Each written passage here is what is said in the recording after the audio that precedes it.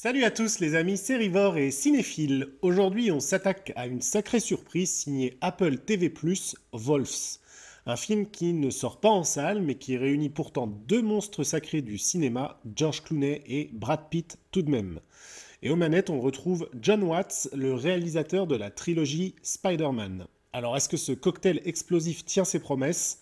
C'est ce qu'on va voir ensemble. Allons-y. On m'a dit que vous pouviez régler les problèmes. Oui, je suis là pour ça. Personne ne sait faire ce que je fais.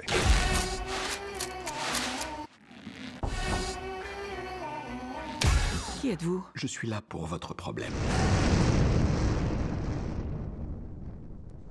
Commençons par le pitch. Clooney et Pitt jouent deux nettoyeurs professionnels, ces types qu'on appelle pour faire disparaître les traces d'un crime.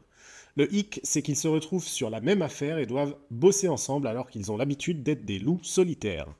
Autant vous dire que c'est pas vraiment dans leur plan et pas vraiment dans leurs habitudes. L'alchimie entre ces deux-là passe vraiment bien.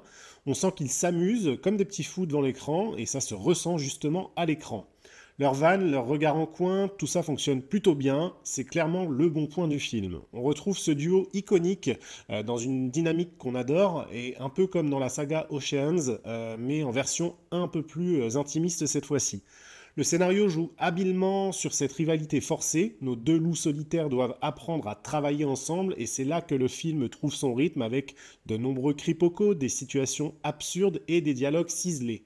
Wolf nous offre un buddy movie des plus réjouissants à mon sens. Si Clooney et Pitt occupent d'ailleurs logiquement le devant de la scène, les seconds rôles ne sont pas en reste. On apprécie particulièrement la prestation d'Amy Ryan qui apporte une touche de fraîcheur à l'intrigue en début de film. Et on a aussi Austin Abrahams, le jeune qui livre une performance physique assez impressionnante lors de la fameuse scène de poursuite dont on reparlera par la suite. Son personnage apporte quant à lui une dose bienvenue d'excentricité et de folie à l'ensemble du film, ou plutôt à la deuxième partie du film. J'ai pas besoin de toi. Ah ouais. Ouais, pas du tout.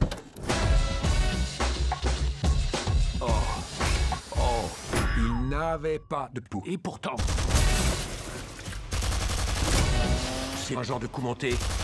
Toi, t'as dû voir trop de films. Côté réalisation, Jon Watts nous montre qu'il a plus d'un tour dans son sac.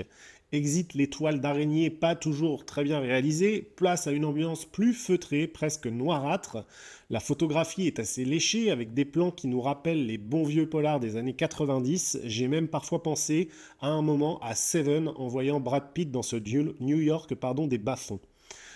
Côté action, les scènes ne sont pas si nombreuses que ça, mais plutôt bienvenues. Et que dire de cette fameuse poursuite dont on parlait tout à l'heure dans New York? C'est une belle réussite, j'en dirai pas plus pour ne pas spoiler, mais Watts prouve qu'il sait gérer l'action avec brio, même si le film mise, comme je le disais, plus sur l'humour que sur les cascades. On sent d'autant plus une vraie maîtrise technique avec un découpage précis et un montage qui ne laisse pas de répit.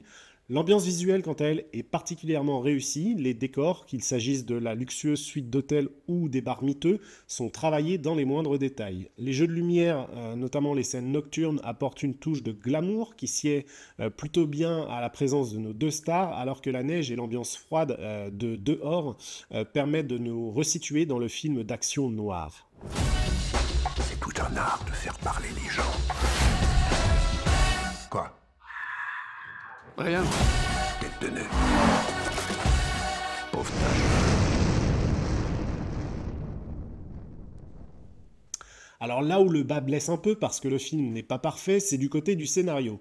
Certes, l'idée de base est sympa, mais on a parfois l'impression que le film se repose un peu trop sur le charisme de ces deux stars et n'invente finalement pas grand-chose. Certains rebondissements sont un poil prévisibles, et certains totalement même, et on aurait aimé un peu plus de profondeur dans l'intrigue. Le film joue sur la carte de la comédie d'action, et ça fonctionne certes plutôt bien, mais on reste un peu sur sa faim quant à la complexité de l'histoire.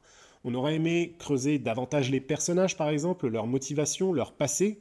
Le film effleure ces sujets mais sans vraiment s'y attarder. Cependant, faut reconnaître que le rythme ne faiblit pas durant le film.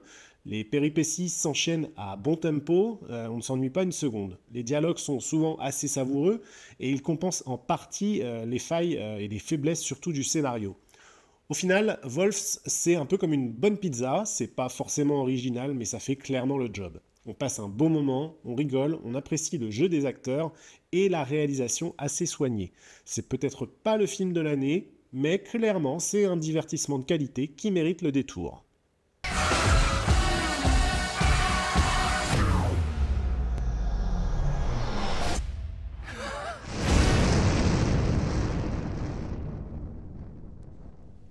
Wolf est donc une belle surprise, un film qui ne se prend pas trop au sérieux tout en offrant un spectacle de qualité. John Watts prouve qu'il sait manier autre chose que les super-héros et le duo Clooney-Pitt fonctionne plutôt bien. Certes, le scénario aurait pu être un peu plus étoffé, mais la réalisation soignée et les performances des acteurs compensent assez largement tout ça. C'est le genre de film parfait pour une soirée détente quand on a envie de se faire plaisir sans réellement se prendre la tête. C'est pas parfait, mais c'est franchement sympa et je vous le conseille. Et vous, si vous l'avez vu, qu'est-ce que vous en avez pensé? Laissez-moi vos avis en commentaire et n'oubliez pas de liker, de vous abonner si ce n'est pas déjà fait, ça fera plaisir à l'algorithme et ça aidera la chaîne. On se retrouve en attendant très vite pour une prochaine vidéo et en attendant, n'oubliez pas, Wolf est disponible, si je ne l'ai pas dit, sur Apple TV+. Une belle occasion d'ailleurs de découvrir cette plateforme si ce n'est pas encore fait puisque vous avez pas mal de contenu de qualité. A plus!